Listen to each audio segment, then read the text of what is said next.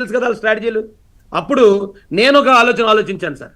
ఇప్పుడు ఇలాంటి పరిస్థితుల్లో నన్ను ఇంత గౌరవించినంత అవకాశం కల్పించిన పార్టీ నా వల్ల బ్యాడ్ అయ్యే పరిస్థితి ఉంది. ముందుకెళ్ళిన ఇబ్బందే, వెనక్కి వచ్చిన ఇబ్బందే చేసేలాగా ఉన్నారు. నా వల్ల పార్టీ ఒక్కనాటికి బ్యాడ్ రాకూడదు. నా వల్ల చంద్రబాబు నాయుడు గారి మీద ఒక్క మచ్చ కూడా పడకూడదు. పార్టీకి బలోపేతం అవ్వాలని తప్ప నా వల్ల పార్టీ బలహీన పడకూడదని నేనేం చేశానంటే సార్, నాకు నేనుగా అవసరమైతే వెనక్కి తగ్గుతా అనే స్టేట్మెంట్ నేను రిలీజ్ చేశాను సార్. దానివల్ల ఏమైందంటే సార్, ఎస్సీలు ఎవరు నా పార్టీని అగౌరవంగానో లేకపోతే మాకు అవమానం చేసిందని అనుకోరు సార్. ఎందుకంటే మమ్మల్ని అంత గౌరవించిన పార్టీ, ఒక కింద స్థాయి వ్యక్తిని కూడా చట్టసభకు పంపించాలనుకున్న గొప్ప వ్యక్తి. నేను మొన్న కూడా చెప్పాను సార్, బాలయోగ్ గారిని, ఓ ప్రతిభా భారతి గారిని, పెద్ద వాళ్ళని చేసిన పార్టీ అది. అలాంటి పార్టీకి నా వల్ల మచ్చ కలగకూడదని ఇప్పుడు నేనే వెనక్కి తగ్గడం వల్ల ఏమైందంటే సార్, రేపొద్దు నేను బ్రాహ్మణ సోదరులందరికీ క్షమాపణ చెప్పాను సార్, మళ్ళీ క్షమాపణ చెప్తున్నాను.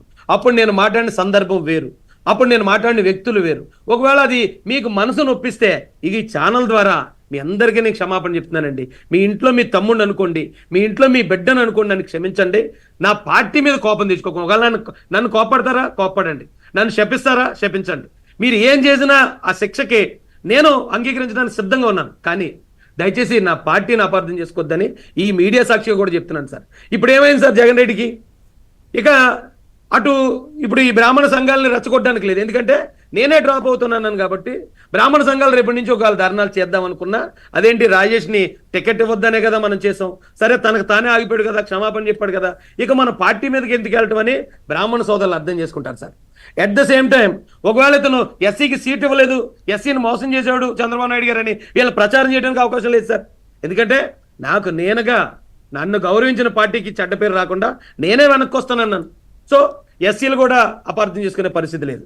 ఆ జగన్ రెడ్డి అనే పులివెందులు పిల్లేసిన ఈ స్ట్రాటజీని నేను అంతకుముందు అక్కడ పనిచేసిన నాకున్న నాలెడ్జ్తో నేలమట్టం చేశాను సార్. అది సార్ నేను చేసిన పని. అంటే మీరు నేలమట్టం చేశానని మీరు అంటున్నారు. ఓకే, మీరు చాలా పార్టీ ఇంట్రెస్ట్లో ఆలోచించి ఓకే పార్టీ ముఖ్యం, మనకి నా కెరీర్ తర్వాత అయినా చూసుకోవచ్చు, లేకపోతే ఎలా జరిగేది అలా జరుగుతుందని మీరు డ్రాప్ అయ్యానని మీరు చెప్తున్నారు. ఇక్కడ కీలకమైన పాయింట్ ఏంటంటే, ఒకటి ఆ ప్రెషర్కి మీరు కాడిబారేశారు అనేది ఒక